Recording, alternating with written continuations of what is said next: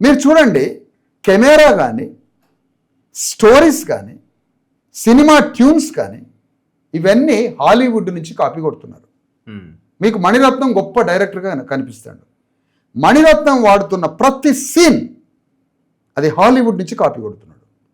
Hollywood films నుంచి copy కొట్టి భారతదేశంలో గొప్ప గొప్ప దర్శకులుగా పేరుగాంచుతున్నారు. హాలీవుడ్ వాడు వీళ్ళని వదిలేసిండు. బిచ్చగాళ్ళు కుక్కలరా, వీళ్ళు మా స్టోరీలను కాపీ కొడుతారు. వాడు సీరియస్గా తీసుకోలేము మనలాగా. వాడు వదిలేసిండు. వాడు వదిలేసే టైప్ కదా, వాడి బచ్చగాళ్ళని వదిలేసే టైప్. హాలీవుడ్ ఫిలిమ్స్ నుంచి మీరు ఎందుకు స్టోరీ కాపీ కొడుతున్నారు? మీకు ఎవడిచ్చిండు ఆ రైటు? నైతికంగా అంటున్నా, మీకు చట్టం లేకపోవచ్చు. నైతికంగా నేను అడుగుతున్నాను సార్, నైతిక ధర్మంతో అడుగుతున్నా.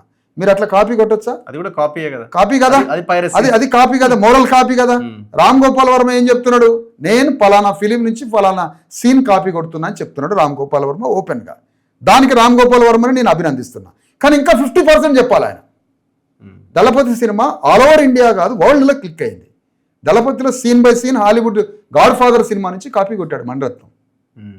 ఆ జైల్లో ఉన్నటువంటి ఖైదీని కాల్చడానికి వస్తారు, అతన్ని బ్యాక్ నుంచి ఇంకోటి కాల్చడానికి వస్తాడు. ఈ సీన్స్ ఎక్కడి నుంచి తీసుకుంటున్నారు మీరు? హాలీవుడ్ నుంచి మీరు కాపీలు కొడతారు. అది పైరసీ కాదు.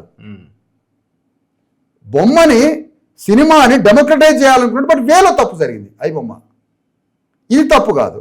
హాలీవుడ్ ఫిలిం ఇండస్ట్రీ గత 50-60 ఏళ్లుగా వరల్డ్లో లక్షల కోట్లు వసూలు చేసే ప్రపంచాన్ని కుదిపేస్తుంది హాలీవుడ్ ఫిలిం. ఎందుకో తెలుసా?